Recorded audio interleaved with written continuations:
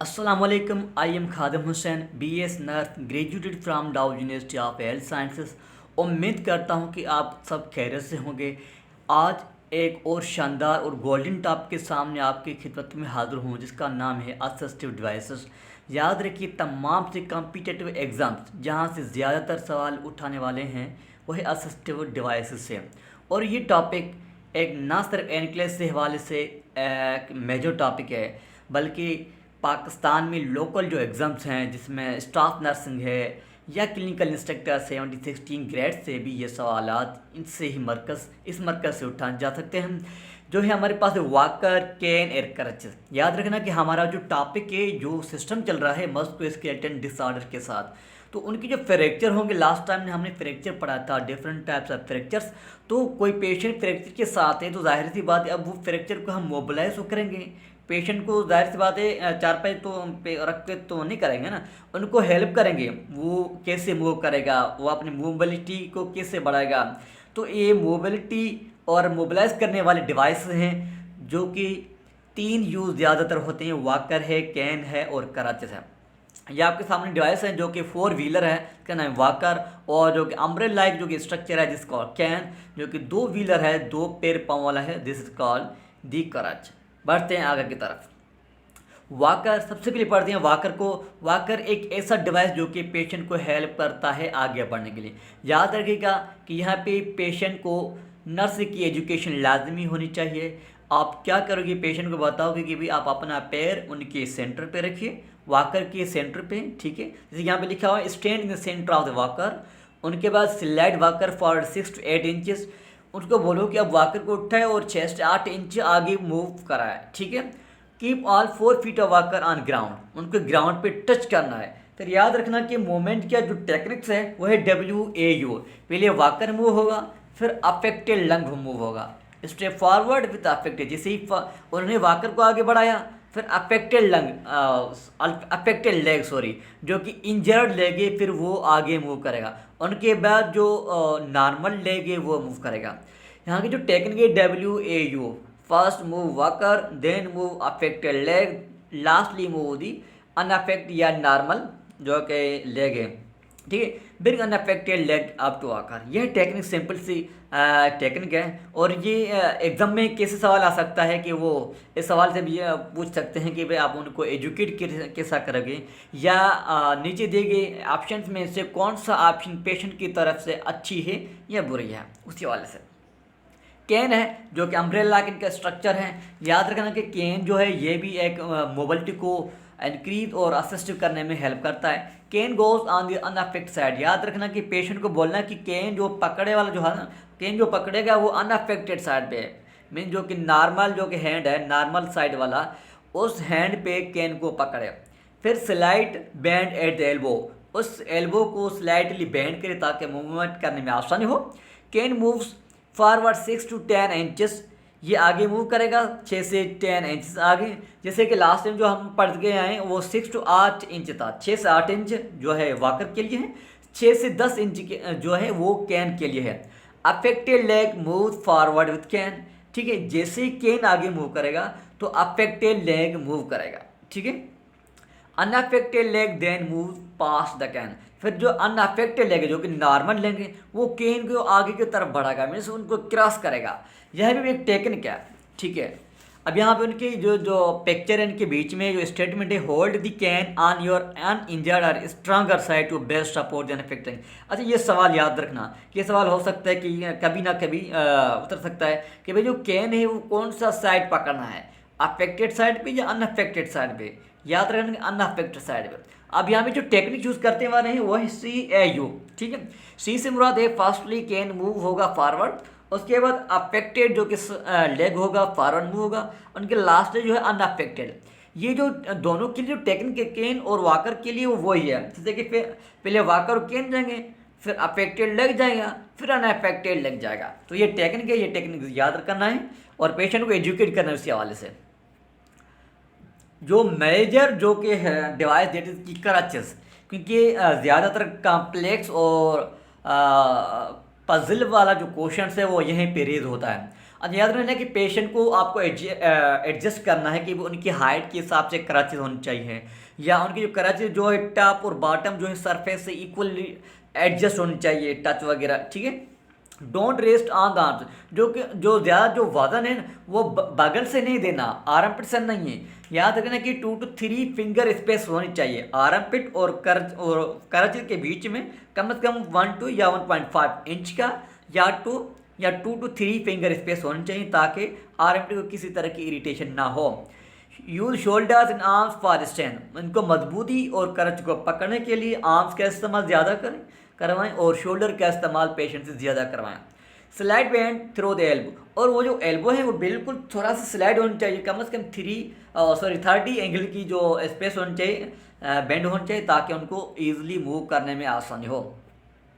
अच्छा, इस हवाले से यहाँ पे अगर different types of gait movement है, जैसे कि 2 point gait movement, 3 point gait movement, 4 point gait movement, या 7 गेट मूवमेंट, या 7 थ्रू गेट मूवमेंट। ये डिफरेंट टाइप्स जो टेक्निक्स हैं, ये सवाल इससे ही रिलेटेड हैं, और पेशेंट को कैसे आप असिस्ट करोगे, वो कैसे मूव करेंगे। जैसे कि 2 पॉइंट गेट में है, या फिर रिक्वायर्ड पार्शियली वेट, ये बोला कि इन दोनों लेग्स में वेट की ज़रूरत होती है, ताकि अगर वो ग्राउंड पे टच करते हैं तो वो स्ट्रांगली और मजबूती की तरह से वो टच करें। बियरिंग ऑन बोथ फीट, ठीक है, और ये वेट दोनों पैरों में हो सकता है। ये टेक्निक, ये पॉइंट याद रखना।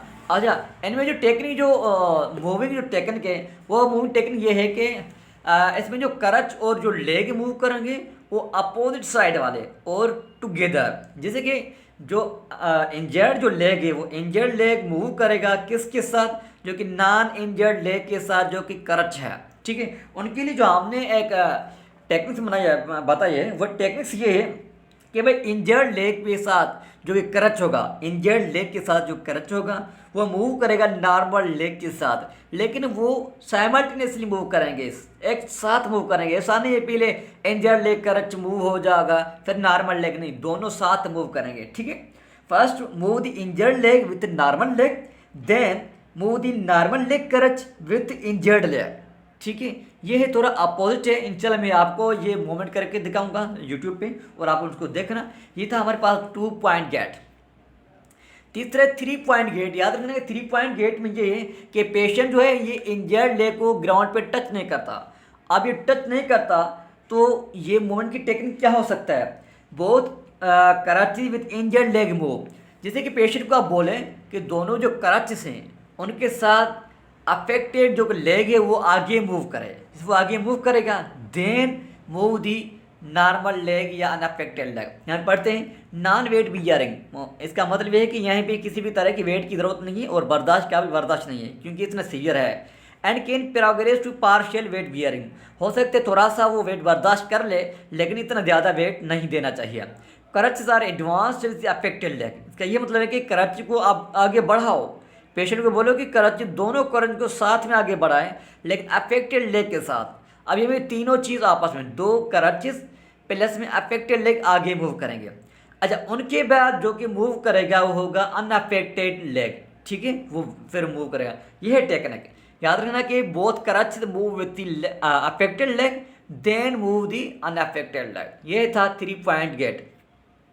अच्छा, अब यहाँ पे 4 पॉइंट गेट है, लेकिन वो आगे वाली स्लाइड्स में फिलहाल तो हम पढ़ते हैं 7 थ्रो गेट। 7 थ्रो गेट भी है, उससे शायद 7 थ्रो गेट नहीं है, ठीक है। तो मैं आपको 7 थ्रो गेट बाद में बता देता हूँ, पहले हम पढ़ते हैं भाई 7 गेट, ठीक है। अब 7 गेट का मतलब क्या है कि बोथ करचेस मूव फॉरवर्ड, दोनों करच को पेशेंट को बोले दोनों करच को आगे मूव कराए, उनके बाद दोनों लेग्स को आगे मूव कराए। लेकिन जैसे वो लेग मूव करेंगे तो उनकी जो प्लेसमेंट पॉइंट है वो इक्वल होगा, एक ही पॉइंट पे दोनों करच को मूव करवाएंगे और एक ही पॉइंट पे दोनों लेग्स को मूव करवाएंगे। तो ये तो 7 गेट। दूसरा है यहाँ पे जो लिखा हुआ है 7 थ्रो गेट, इन दोनों में फ़र्क है, एक है 7 गेट, दूसरा 7 थ्रो गेट। अब 7 थ्रो गेट का ये मतलब है कि जैसे कि वो लेग्स को आगे फॉरवर्ड करेगा ना, तो वो करच को क्रॉस कर जाएगा। जैसे कि यहाँ पे लिखा हुआ है फॉर नॉन वेट बियरिंग और पार्शियल वेट बियरिंग क्लाइंट्स, जैसे कि गेट 3 में था कि नॉन वेट बियरिंग या थोड़ा सा वेट बियरिंग वगैरह। रिक्वायर्स बैलेंस, दैट सी बात है भाई, बैलेंस और कोऑर्डिनेशन होनी चाहिए मूवमेंट में। Stand on the unaffected leg, ठीक है, हो गया। Move both crutch forward about a foot. याद रखिए कि दोनों आप टीचिंग करें कि दोनों क्रच को आगे बढ़ाए। Brace the hand grips for support, ठीक है, ब्रेस वगैरह यूज़ करें ताकि सपोर्ट करने के लिए। Swing both leg through the crutches, अब दोनों लेग्स को क्रचेज के थ्रू फॉरवर्ड करवाएगा। लेकिन अब यहाँ पे एक शर्त ये है कि वो जो लेग अब मूव कर रहे हैं ना, वो क्रचेज को क्रॉस करें।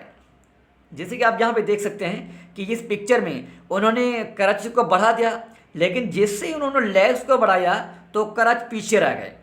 तो ये स्विंग थ्रो गेट। जैसे कि स्विंग गेट में क्या है कि लेग्स और क्रच एक ही पॉइंट पे है, ये फर्क है।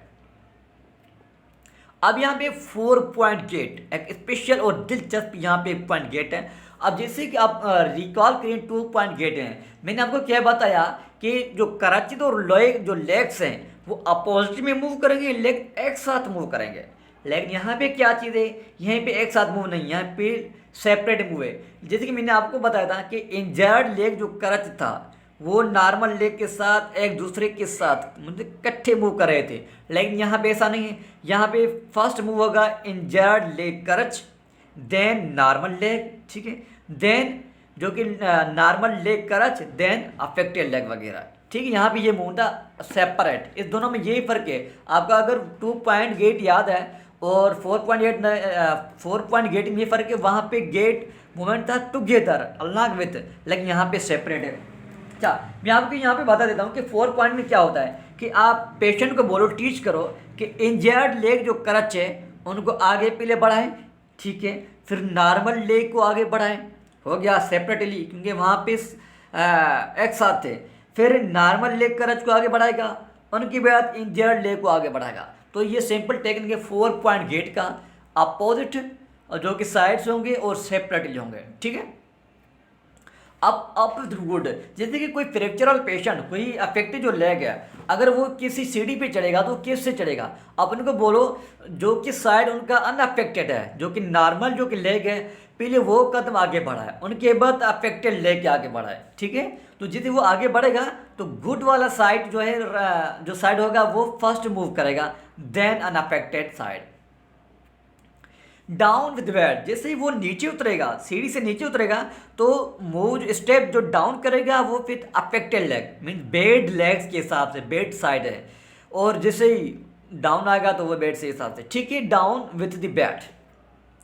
क्वेश्चन यहाँ पे रेज होता है, उन्होंने क्वेश्चन दिया है फैकल्टी ने कि a client with episodes of vertigo who has fractured leg has been under crutches and not to bear weight on affected extremity. यहाँ एक पेशेंट है जिनको वर्टाइगो ज़्यादातर एपिसोड्स हैं और उनको फ्रैक्चर लेग है, डॉक्टर ने उनको क्रचेस ऑर्डर किया है, ठीक है। और वो एक कंडीशन ये है कि जहाँ पे अफेक्टेड जो एक्सट्रीमिटीज़ हैं, लेग्स हैं, वहाँ पे वो वेट बर्दाश्त नहीं कर रहा, वजन बर्दाश्त नहीं कर रहा।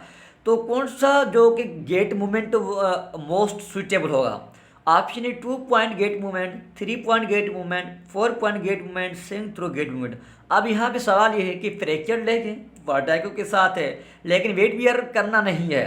जैसे कि हम पढ़ के 2 पॉइंट गेट में मूवमेंट, इसमें जो वेट बियर है, और 4 में वो वेट का कोई किसी भी तरह की यहाँ पे नहीं था जिक्र वगैरह। तो हमारे यहाँ पे जो आंसर राइट होगा वो 3 पॉइंट गेट होगा। ये सवाल आ सकता है आपके क्वेश्चन में, मिड में हो या फाइनल में हो, इसको रट के याद करना। 3 point gait movement is correct answer for this question. Various treatments for bone fracture, bone fracture का जो कि मुख्तलिफ टाइप्स ऑफ ट्रीटमेंट्स हैं, वो कौन सा ट्रीटमेंट्स हैं? फर्स्टली जाहिर सी बात है अगर फ्रैक्चर हो गया है तो फ्रैक्चर को जोड़ना लाजमी है, बोन्स को जोड़ना, बोन्स की जो कि स्पेस है उनको रिडक्श करना, bone reduction technique, put the fracture bone back in its original state. जहाँ पे फ्रैक्चर्ड है हम डॉक्टर क्या करेंगे, उस फ्रैक्चर बोन को अपनी ओरिजिनल पोजीशन पे रखेंगे, दैट्स कॉल्ड बोन रिडक्शन। अब बोन रिडक्शन की 2 टेक्निक्स हैं, या तो वो क्लोज रिडक्शन होगा या तो ओपन रिडक्शन होगा। पढ़ते हैं क्लोज रिडक्शन को, डन मैन्युअली, ठीक है, मतलब कि इक्विपमेंट जरिए, आलात के जरिए किया जाता है, नॉन सर्जिकल है। नॉन सर्जिकल का मतलब ये है कि यहाँ पे ओपन कोई सर्जरी वगैरह नहीं है। यहाँ पे कास्ट जिसे प्लास्टर हो गया या फाइबर ग्लास वगैरह से ये हो सकता है, लेकिन स्किन इंटीग्रेट होगा, sorry, place to keep broken bone in place to allow it to heal. ये क्या होगा कि जो कि कास्ट प्लेस करेंगे ताकि ब्रोकन बोन को एक दूसरे से जोड़ सकें और एक दूसरे से मिला सके। Things to remember about cast, याद रखना कि कास्ट वाले पेशेंट के लिए आपको क्या चीज़ याद करना चाहिए और क्या इंटरवेंशन अप्लाई करना चाहिए। Monitor for compartment syndrome, compartment syndrome का ये मतलब है जैसे कि अफेक्टेड एरिया पे कास्ट वगैरह, तो उनका प्रेशर, उनकी जो इंजरी वगैरह भी हो सकता है, जैसे कि मसल हो गया, नर्व या ब्लड वेसल वगैरह, तो वो अफेक्टेड हो सकते हैं। तो इस अफेक्टेड साइड को, जिसमें नर्व अफेक्ट हो जाए, मसल्स अफेक्ट हो जाए या ब्लड वेसल्स अफेक्ट हो जाए, इस सिंड्रोम को हम बोलते हैं कंपार्टमेंट सिंड्रोम। तो जैसे कंपार्टमेंट सिंड्रोम अगर आपको दिखने में आ जाए तो आप रिकॉल करें 6 पीस को। पहला पैन पल्सेसनेस पैरालाइज और जैसे कि पेरेस्थेशिया वगैरह वगैरह, ये तमाम सी चीज़ों को आप मॉनिटर करना है, एसेस करना है, पेन क्या लेवल है, कलर वगैरह क्या चाहिए उसके हवाले से। और मॉनिटर फॉर इन्फेक्शन, जैसे कि इन्फेक्शन हो गया तो सीवियर पेन वगैरह हो गया और फीवर, ये इनके इंडिकेशंस हैं, इन सभी को मॉनिटर करना चाहिए और उसी हिसाब से नेक्स्ट स्टेप लेना चाहिए। Keep the cost and extremity elevated above the heart level decrease swelling, याद रखना कि जो कॉस्ट है या अफेक्टेड जो कि एक्सट्रीमिटी है, कोशिश क्या करें उनको हार्ट लेवल पे ऊपर रखें ताकि उनको कंफर्ट फील हो, रिलैक्सेशन फील हो। इसी हाल से जो स्वेलिंग होगी वो भी डिक्रीज हो सकता है। इन केस स्वेलिंग ज़्यादा हो गई है तो apply ice packs to the cast for the first 2 days to decrease swelling. Cast वाली साइड पे अगर ज़्यादातर स्वेलिंग है तो आप अप्लाई आइस पैक करें ताकि डिक्रीज हो जाए swelling. Even dry for new cast by trying air 2 hours, हर 2 घंटे के लिए के बाद इस कास्ट को ड्राई करें, क्योंकि अगर आप ड्राई नहीं करोगे तो मॉइस्चरिंग एरिया हो जाएगा और मॉइस्चरिंग एरिया का आपको पता है कि बैक्टीरिया और फंगल की जो ग्रोथ हो जाती है तो यहीं पे इन्फेक्शन के ज़्यादा चांस बढ़ जाते हैं। मेंटेन स्किन इंटीग्रिटी, स्किन की हिसाब से कुछ ना हो, कोई इंजरी, कोई डैमेज वगैरह। Petal cast use soft tape call moleskin around the edge to prevent skin breakdown. एक सॉफ्ट पेट है पे कहीं भी अगर कोई ब्रेकडाउन आ जाएगा, इंजरी आ जाएगा तो हम वहाँ पे मसाज वगैरह करेंगे या टेप लगाएंगे ताकि उनको रिलीफ हो जाए। कीप कास्ट ड्राई, कास्ट को ड्राई करने की कोशिश करें। Never stick anything inside scratch on etch, जहाँ पे स्क्रेच हो गया है वहाँ पे किसी चीज़ का अंदर जाना ना हो और बिल्कुल स्टेराइल हो और खराश वगैरह से पेशेंट को बचाने की कोशिश क्या करें। ओपन रिडक्शन प्रीवियस था जो कि क्लोज रिडक्शन। ओपन रिडक्शन का ये मतलब है कि सर्जरी किया जाएगा, done surgical to put fracture bone, surgery किया जाएगा, ओपन किया जाएगा, जो कि फ्रैक्चर बोन है उनको आपस में मिलाने का एक तरीक़ेकार है। And its original state and fixation device use, और इसमें डिवाइस यूज होंगे जैसे कि रॉड्स हो गए, पेंट्स वगैरह हो गए, स्क्रेच स्क्रू वगैरह। ओपन रिडक्शन के अंदर इंटरनल रिडक्शन है। इंटरनल रिडक्शन यही है कि ये रॉड्स और ये तमाम सी चीज़ें होते हैं वो स्किन के अंदर बोन को जुड़ाएंगे, बोन को जोड़ेंगे, तो ये प्रोसेस ये स्किन के अंदर हो जाएगा, ठीक है, स्किन के बाहर नहीं होगा। दूसरा ये external fixture attach to outside of the skin that help the bone healing. जैसे कि आपने कभी कभी किसी पेशेंट को देखा होगा कि उनकी जो रॉड्स हैं, मेटल्स वगैरह स्क्रू वो बाहर पे इसके साइड भी लगे हुए हैं। ये जो कि तमाम से चीज़ जो कि अंडर से अटैच करने के लिए बाहर उनकी ज़रूरत मुताबिक लगाते हैं, ये एक्सटर्नल फ्रैक्चर है या एक्सटर्नल फिक्सचर है। ट्रैक्शन, ट्रैक्शन एक ऐसी मेडिकल टेक्निक है जो कि यूज़ किया जाता है पेशेंट की फ्रैक्चर बोन को जोड़ने के लिए। कैसे? उसके अंदर और वहाँ पे पुलिंग इफेक्ट किया जाता है, वेट को हैंग किया जाता है ताकि ज़्यादातर ज़्यादा प्रेशर वहीं पे अप्लाई हो जाए और ये जो फ्रैक्चर बोन आपस में जुड़ जाए। Make sure the weights are hanging freely and not on floor. अब आपके इंटरवेंशन क्या हो सकते हैं, आप वेट को देखिए कहीं पे फ्लोर में तो नहीं है और ये फ्रीली हैंगिंग होना लाजमी है, क्योंकि अगर वो ज़मीन पे है तो उतना ज़्यादा इफेक्ट शो नहीं करेगा। Secondly, monitor circulation hourly for the first 24 hour, then after every 4 hour. शुरू में आपको हर 1 घंटे के बाद ब्लड सर्कुलेशन, वाइटल साइन वगैरह देखना होगा, उनके बाद 24 घंटे 1 दिन के बाद 4 hourly. Never remove weights with a medical order, medical order के अलावा किसी भी तरह से ये वेट वगैरह उतारना नहीं है, ताकि क्योंकि उनको पता है कि उनकी ड्यूरेशन वगैरह का कि इतने घंटे के लिए, इतने टाइम ड्यूरेशन के लिए हम ये वेट लगा लेते हैं। Pain care and monitor for infection, ऑनस ड्रेनेस, रेडनेस, पेन। जाहिर सी बात है जहाँ पे फ्रैक्चर है और वहीं पे ही वेट लटकाया गया है तो उनको ही मॉनिटर करना होगा कि उनकी ड्रेनेज वगैरह क्या है, रेडनेस है, पेन है और डिस्कम्फर्ट है, उसकी वजह से ये मॉनिटर करना है और उनको रिकॉर्ड करना है। न्यूरोवेस्कुलर स्टेटस, वही 6 पीस अब आपको रट के ख्वाब में भी याद होगा कि भाई पेन, पेलर, पेरेसेशा, पल्सलेसनेस, ठीक है, पैरालाइज, तो तमाम से चीज़ आपको याद करना चाहिए। दूसरा है और है ट्रेपेज बार टू मूव अराउंड इन, ट्रेपेज जो कि एक बोन का टाइप है या स्ट्रक्चर है, उनको मूव के बेड के अराउंड उनको मूव करवाना है। जैसे कि ये जो ट्रेपेज है ना ट्राइंगुलर स्ट्रक्चर का जी लेफ्ट साइड यहाँ पे आप देख सकते हैं, उनको मूव करवाना है। रेफरेंस जो फाइनल पीपीटी यहीं पे एंड होता है, शायद नेक्स्ट जो है नहीं है, ठीक है। इनका जो असल होता है ये मॉनिटर वगैरह, लेकिन ये उनके यहीं पे ऐड करते हैं। इंशाल्लाह नेक्स्ट जो हमारा टॉपिक होगा वो डिसऑर्डर के साथ। तब तक के लिए अल्लाह हाफिज़। हमारे चैनल को सब्सक्राइब कीजिए। Thank you very much.